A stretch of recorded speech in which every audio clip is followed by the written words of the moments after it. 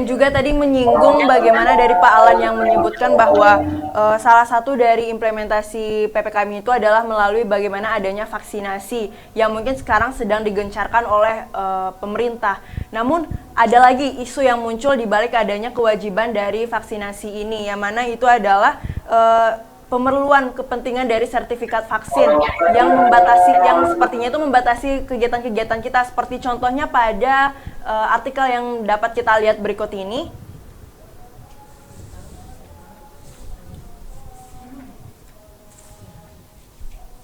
Apakah sudah dapat terlihat artikelnya? Dari artikel itu mungkin bisa disebutkan bahwa tentang kartu vaksin COVID-19 itu jadi syarat ke tempat umum, bahkan untuk menjadi syarat-syarat hal lainnya.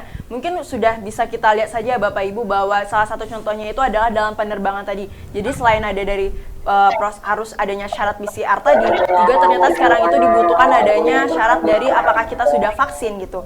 Nah, saya ingin bertanya dulu kepada Bapak Alan nih Pak.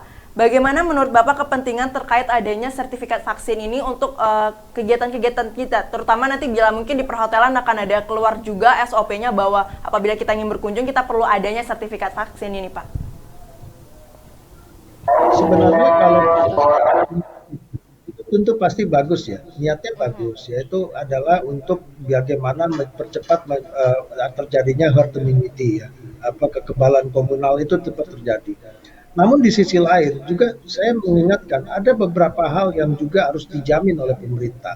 Pertama yang harus dijamin pemerintah itu adalah bahwa tempat-tempat atau sentra vaksin itu sekarang itu masih bersifat ad hoc. Jadi yang satu buat sentra vaksin di sini, nanti pindah lagi kemana-mana. Jadi selalu berpindah, belum bersifat tetap. Kalau kita ingin melakukan hal seperti itu, tentu pemerintah harus meyakinkan kami dulu sebagai masyarakat itu bahwa tempat sentra vaksin ini sudah permanen. Seperti kita mau memvaksin anak kita lah, anak kecil misalnya, balita, itu kan sudah permanen, mereka tinggal datang ke puskesmas, mereka tinggal datang ke rumah sakit, mudah untuk didapat. Tapi tidak yang kita perhatikan dengan masalah vaksin ini. Yang kedua adalah, kalau kita perhatikan data kita saja dengan 257 penduduk, yang baru divaksin itu baru 10-20%. Yang kedua itu baru berapa? Yang pertama 20% mungkin masih kecil sekali, masih jauh. Dan kita masih menghadapi, pemerintah masih menghadapi ketersediaan dari vaksin itu sendiri. Nah kalau kita sudah mensyaratkan, ini ada ketidakfairness lagi kepada masyarakat yang lebih masih 80% tersebut untuk melakukan kegiatan, tapi sudah disyaratkan untuk vaksin, namun vaksinnya masih terbatas. Yang ketiga, sebenarnya data vaksin ini kan sudah centralized. Satu untuk nasional kan, dia memiliki tiker tersendiri. Namun yang harus dipikirkan juga adalah bagaimana orang bisa vaksin, saya mau vaksin di Padang, kemudian nanti vaksin kedua saya lagi bekerja atau ada urusan, saya berada di Jakarta, saya bisa vaksin di Jakarta karena datanya sudah menyatu. Kalau sekarang kita harus vaksin di mana dan kembali lagi vaksin kedua di mana gitu. Nah ini yang belum pas. Jadi tiga hal ini menjadi acuan dulu bagi pemerintah yang harus benar-benar ditegaskan, jangan buru-buru membuat satu kebijakan yang akhirnya menekan lagi ekonomi masyarakat hanya karena membuat kebijakan yang kelihatannya ideal on paper tapi tidak ideal pada tahap implementasi. Tadi sudah disampaikan sama Mbak Eka sendiri kan, berdasarkan survei tersebut. Mungkin by design kebijakannya bagus, namun di tahap implementasi itu tidak bagus. Itu kan umum, kebijakan-kebijakan yang dikeluarkan itu selalu ideal di dalam tulisannya atau on papernya, begitu. Benar-benar sekali Pak. Dan mungkin kita sangat disayangkan sekali Pak Diko masih terkendala sinyal untuk dapat bergabung bersama kita. Padahal kita bisa membahas ini bagaimana sih di bidang pariwisata sendiri terkait dari kepentingan adanya verifikasi dari vaksin ini, sertifikat vaksin ini.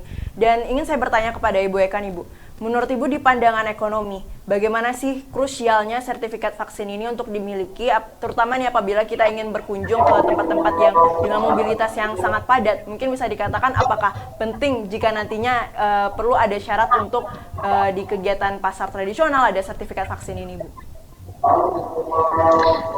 Baik, Kalau saya sih punya pandangan di sini bahwa sebetulnya pemerintah mengakselerasi program vaksinasi ini ya agar segera tercapai kekebalan komunal tadi seperti yang disampaikan oleh Pak Alan atau yang disebut juga dengan herd immunity.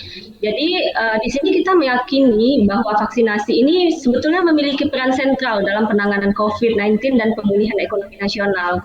Kemudian ditambah lagi saat ini kan kita sudah bisa gunakan sebetulnya untuk yang sudah kena vaksin juga nih, bisa walaupun nggak kena vaksin bisa juga sih penggunaan aplikasi Peduli Lindungi Diri ini untuk penerapan digital tracingnya. Dan ini sepertinya kalau seandainya memang memang dieksekusi lah ya, maksudnya diterapkan ini sepertinya sudah oke. Karena sebetulnya kita bisa dapatkan informasi di sana, cuma ya, yang kondisi saat ini yang terjadi, betul tadi kata Pak Alan, misalnya kita nih yang di Kota Padang mau vaksin, penerapan kan artinya begini, ketika misalnya ada aturan yang mengharuskan syarat-syarat tertentu harus menggunakan kartu vaksin. Nah, si masyarakatnya artinya sekarang kan terhimbau, gitu, terpaksa mau vaksin. Termasuk saya juga yang mengalami, katanya informasi yang didapat kita bisa vaksin di puskesmas. Nah, begitu saya datang ke puskesmas, ternyata saya ini adalah tinggalnya di Lubek. Saya datang ke puskesmas Andalas, begitu ya.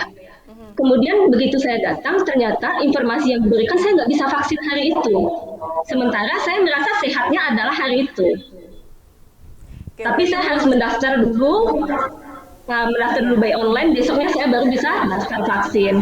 Artinya kan ini masyarakat sudah punya keinginan untuk vaksin, tetapi kita tidak mendapatkan informasi yang pasti kapan jadwal vaksin, dan tidak semua puskesmas juga loh Uni yang artinya bisa vaksin setiap hari. Ya. Kalau untuk Kota Padang yang bisa vaksin itu hanya daerah Andalas sama Lubuk Kilangan. Selebihnya ada hari-hari tertentu. Ya. Jadi kita masyarakat kan merasa confused ya, bingung. Kita mau vaksin loh, sementara misalnya besok kita mau ke sana, kita tidak dapatkan sertifikat vaksinnya. Ini kan membuat artinya slow respon semuanya. Berarti bisa dikatakan bahwa mungkin verifikasi dari sertifikat vaksin ini sangat diperlukan, tapi mungkin kesalahan atau kelemahan yang ada pun adalah bagaimana slow respon yang seperti Ibu Eka sampaikan tadi. Nah, menurut Ibu Eka juga nih Bu, apa sih yang lebih penting untuk keutamaan dalam penyebaran vaksin ini, ataupun kiat dari pemerintah untuk meningkatkan perekonomian? Nah, sebetulnya ya kalau saya melihat kondisi-kondisi seperti ini, pemerintah juga harus cepat tanggap sebetulnya. Ya, artinya kebijakan yang dibuat, kita kembali lagi mungkin ke cerita yang tadi, kebijakan yang dibuat sangat bagus, ideal seperti kata Pak Alan, tapi ya implementasinya yang tidak tepat. Kemudian apa-apa, misalnya ya tadi seperti pengurusan apapun, masyarakat mau. Tanpa ada paksaan, artinya mereka mau ngurus. Tapi tetap yang terjadi itu adalah masyarakat harus menunggu lagi. Kemudian ketika kita tanya tadi ke puskesmasnya, kita bisa dapatkan di mana lagi. Nah, masing-masing dari tempat satu vaksin ke tempat vaksin yang lain itu sama-sama nggak tahu informasi. Jadi kita mau tanya kemana ini?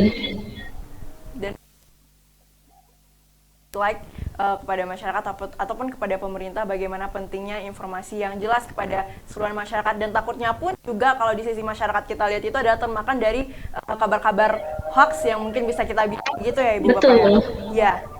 Mungkin kalau bisa kita rasakan sekarang bagaimana pandemi ini tuh bertepatan pula dengan kita yang sedang melakukan proses transformasi digitalisasi. Nah, di kondisi pandemi ini bagaimana tepatnya itu adalah semua pertemuan mobilitas itu dibatasi. Dan pun adalah salah satu cara yang perlu kita lakukan itu adalah melalui adanya komunikasi platform lain, seperti mungkin kita sekarang berbelanja itu sudah ada e-commerce, jadi kita tidak perlu melakukan pertemuan secara langsung. Nah, mungkin pertanyaannya adalah saya ingin bertanya kepada Ibu Eka dulu dalam melihat bagaimana sisi ekonomi terkait hal ini. Dari semua itu, apakah siap Indonesia untuk melakukan percepatan transformasi digitalisasi di sektor ekonomi ini, Bu? Kalau kita bicara disruptif, kemudian kita bicara era digitalisasi, kemudian pada saat ini sebetulnya kita bisa belajar juga ya dari kasus Nokia dan Kodak gitu. Kenapa mereka bisa gagal? Karena mereka tidak adaptif terhadap perubahan. Jadi yang saya lihat di sini, apalagi kita yang 98% itu adalah usahanya UMKM, pastinya kita juga mimpi nantinya untuk menjadi besar. Dan saya melihat di sini menjadi besar tanpa perubahan itu mustahil. Jadi kita bisa kategorikan bahwa orang yang berhasil itu adalah orang yang paling adaptif terhadap perubahan. Jadi ya kita dihadapkan dengan perubahan. Jadi pilihannya saat ini ya hanya dua. Ketika kita dihadapkan dengan perubahan, kita harus berubah atau istilahnya kita akan stagnan atau mati dengan kondisi itu. Itu yang terjadi dengan Nokia dan Kodak. Ya mestinya ya kita tetap harus sesuaikan, kita harus adaptif dengan digitalisasi.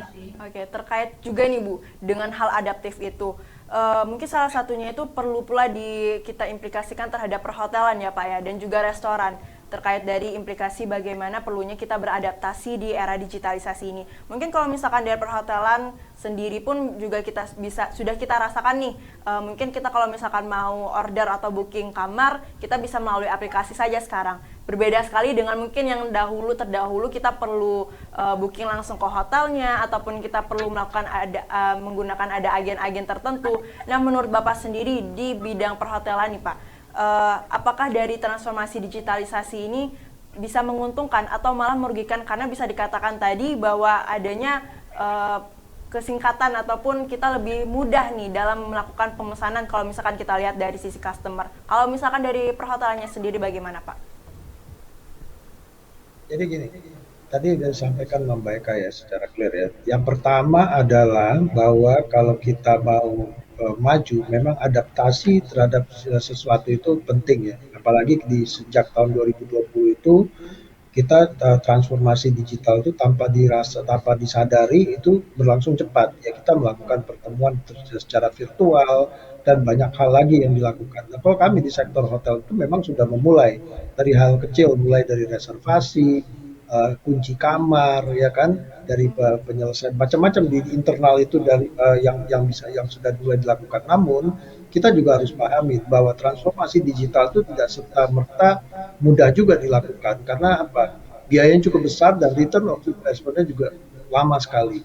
Itu satu. Kemudian yang kedua, yang kita juga harus pahami kalau kita bicara transformasi di Indonesia itu, tadi betul bahwa siapa yang cepat bertransformasi dia yang akan berhasil. Itu adalah hukum alam sudah jadi. Namun di sisi lain kalau kita bicara secara luas untuk Indonesia, kita tadi sudah saya sampaikan adanya bonus demografi di mana UMKM kita itu yang terbesar. Nah, untuk mereka bertransformasi ini butuh intervensi daripada pemerintah itu sendiri. Bagaimana membridging mereka secara knowledge, bagaimana membridging mereka secara untuk ketemu B2B-nya, bagaimana mereka secara secara administrasi atau hukumnya ini banyak, atau maupun mereka sebagai akses mereka keterkaitan dari permodalan. Ini adalah hal-hal yang menjadi kelemahan dari UMKM itu sendiri. Jadi saya setuju transformasi digital itu perlahan harus pasti. Makanya pemerintah juga banyak fokus atau konsentrasi kepada sektor UMKM keterkaitan masalah digitalisasi ini. Namun sekali lagi ini PR-nya besar ya ke depan, bagaimana kita mendigitalize semua perilaku ekonomi, karena bagaimanapun ada hal-hal yang tidak bisa kita digitalize. Saya contoh aja seperti berwisata dengan digitalize saya rasa belum ada feel-nya, karena namanya pariwisata itu kita harus melihat, merasakan langsung, dan baru bisa kita menciptakan happiness-nya di dalam sana, experience-nya di dalam sana. Nah ini juga menjadi sesuatu, apalagi kalau nanti ada berpikir ada berwisata secara virtual, saya rasa ini masih terlalu jauh ya kalau untuk kita gitu. Kita berharap sistem operation, sistem pemasaran itu bisa digantikan dengan digitalize. Saya setuju itu. Namun perlu effort yang cukup besar, baik itu khususnya dari pemerintah ya. Dari pemerintah bagaimana mengintervensi dari UMKM tersebut sehingga mereka tidak tertinggal. Benar sekali. Dan bisa dikatakan memang penting juga lah kita untuk bisa ikut berseimbang dan bersinambung dengan bagaimana proses dari transformasi digitalisasi ini, Pak. Nah, untuk itu, Pak, apa sih harapan dari Bapak terkait dari bagaimana dampak yang kita rasakan selama pandemi ini kepada sektor perhotelan dan restoran, dan bagaimana nantinya harapan Bapak pula untuk dalam hal transformasi digitalisasi di sektor ini, Pak? Jadi kalau kita melihat dampak, jadi kita memang saya berharap ke depan, apalagi ini kita kalau bicara Sumatera Barat, khususnya Kota Padang yang menjadi fokus untuk level 4 ini, saya berharap ada beberapa kebijakan yang harusnya diambil oleh pemerintah, sehingga dampak sosial ekonomi yang jangan sampai diabaikan itu juga harus dilihat, jangan sampai meluas ya. Itu nomor satu. Kemudian yang kedua, kami berharap juga di level pengawasan itu juga harus fair. Bagaimana merubah pengawasan terhadap berubah perilaku masyarakat yang mau tidak mau. Kalau kita sudah bicara endemi COVID ini, kita harus memang sudah menuju ke sana. Nah, tingkat kesadaran ini yang perlu kita yakinkan. Tadi juga sudah disampaikan Mbak Eka, jangan sampai kendala-kendala di lapangan untuk mendapatkan vaksin, kendala di lapangan untuk untuk mendapatkan apapun atau dengan biaya sekalipun itu juga harus diselesaikan. Nah, harapan kami ke depan pertama adalah bagaimana kita bisa meyakinkan masyarakat terhadap pentingnya adalah masalah vaksin, karena ini adalah merupakan poin game changer kita untuk restarting ekonomi. Yang kedua, game changer yang paling tidak kalah penting adalah terkaitan masalah prokes untuk dalam rangka perubahan perilaku. Ini menjadi game changer-nya. Namun sebagai pendukung yang terakhir yang kami harapkan adalah terkait dari 3T tadi, yang juga harus cepat-cepat diselesaikan oleh pemerintah. Khususnya adalah masalah testing, di mana kita Sumatera Barat, karena ini sudah menjadi endemi kita, pemerintah sudah harus berpikir bagaimana menyediakan lab yang cukup banyak dengan harga yang kompetitif dan waktu yang tadi dikeluhkan waktunya bisa relatif singkat dan tidak lagi berpersepsi. Jadi sekarang ini kan begitu tes, tadi Mbak Eka udah bilang ya, begitu tes nanti dipersepsikan kalau 3 hari nggak terima, mereka sudah pasti dikatakan tidak negatif gitu loh. Padahal testing itu harusnya on paper, jawabannya tertulis, karena mereka bayar secara administrasi belum terpenuhi. Di sini sudah kita lihat bahwa weak-nya dengan keberadaan lab yang dipaksakan cuma satu. Kita sudah wajib, sudah harus menuju lab yang lebih banyak, sehingga di setiap kabupaten kota memiliki satu masing-masing lab minimal satu. Jangan seperti sekarang, jadi sehingga ini nanti juga akan berdampak kepada angka kematian. Gitu, Mbak. Oke, menarik sekali bagaimana dari harapan dari Pak sendiri melalui sektor perhotelan dan restoran. Tak hanya itu, Pak Lan pun juga menyinggung bagaimana yang perlu dilakukan, proses vaksinasi yang juga perlu digencarkan, dan juga bagaimana harapannya kepada pemerintah untuk bisa merasakan masyarakat ini semua itu merasakan keadilan terkait dari pemanfaatan upaya kita dalam menjaga kita dari pandemi ini. Dan untuk Ibu juga nih Bu, dari sisi ekonomi bagaimana harapan Ibu terkait dari keadaan ekonomi kita selama pandemi atau nantinya ketika kita pandemi ini telah usai, bagaimana harapan Ibu untuk adanya pemulihan ekonomi, terutama di Sumatera Barat?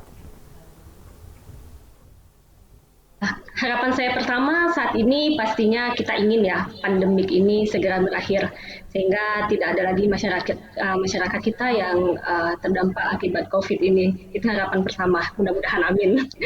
Kemudian saya punya harapan ini untuk pelaku UMKM kita, bahwa UMKM juga tetap harus semangat dalam peningkatan kualitas, kemudian pemasaran produk, dan juga berinovasi dengan menggunakan teknologi digital.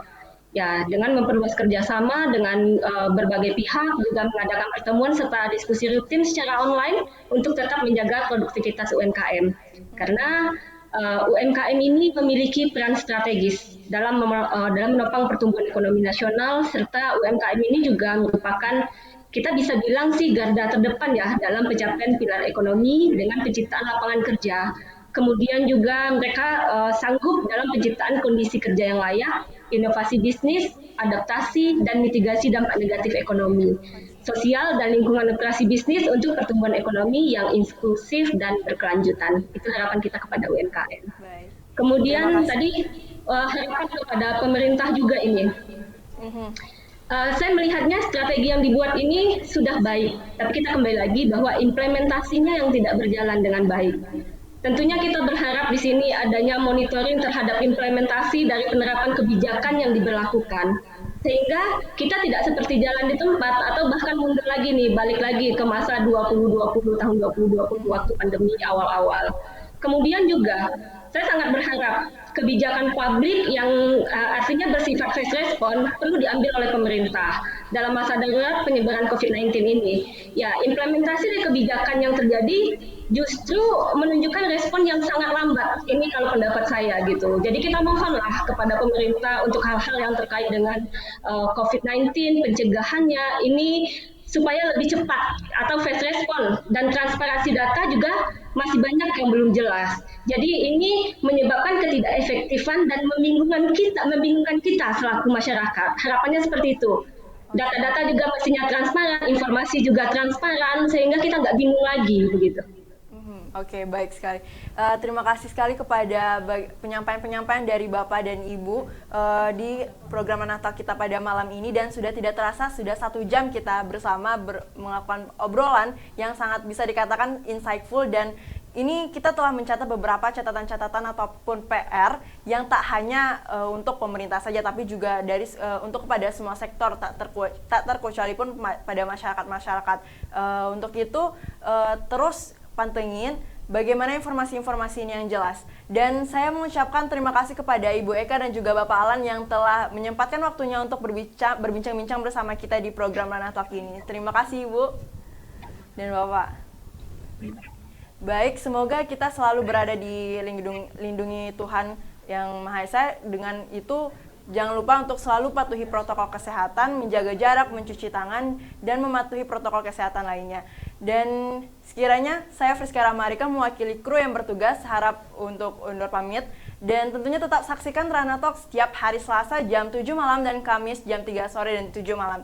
Kita bakalan bahas isu menarik yang pastinya dan tetap patuhi protokol kesehatan. Wassalamualaikum warahmatullahi wabarakatuh.